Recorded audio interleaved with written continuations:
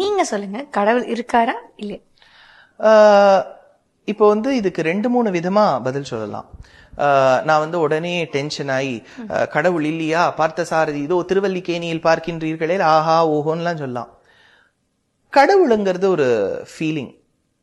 சரி, அதை நம்ம கோவில்ல பார்த்த சாரதியா பாக்குறோம், திருப்பதியில திருவேங்கடமுடையானா பாக்குறோம். இப்போ கடவுள் இல்லைன்னு நம்பக்கூடியவருக்கு அது ஒரு கல்லு தான். நான் தப்பு சொல்ல மாட்டேன். ஏன்னா கல்லை கண்டால், அந்த கல்லை கல்லாக நீங்கள் பார்த்து விட்டால் அதுல இருக்கக்கூடிய நாயகன் உங்க கண்ணுக்குள்ள தெரிய மாட்டார்.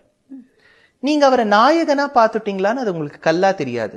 கல்லை கண்டால் நாயகனை காணோம், நாயகனை கண்டால் கல்லை காணோம். அந்த நாயகன்ல காவை எடுத்துட்டா நாயின்னு வந்துருக்கிறோம். அதனாலதான் தமிழ்ல கல்லை கண்டா நாய காணும், நாய கண்டா கல்லை காணும். இவ்வளவா நம்ம முன்னோர்கள் ரொம்ப சீப்பா எழுதி வைப்பாளா? சோ அந்த கல்லா நீங்க பாத்துட்டேன்னா அது உங்களுக்கு அதுல இருக்கக்கூடிய இறைவன் தெரிய மாட்டார்.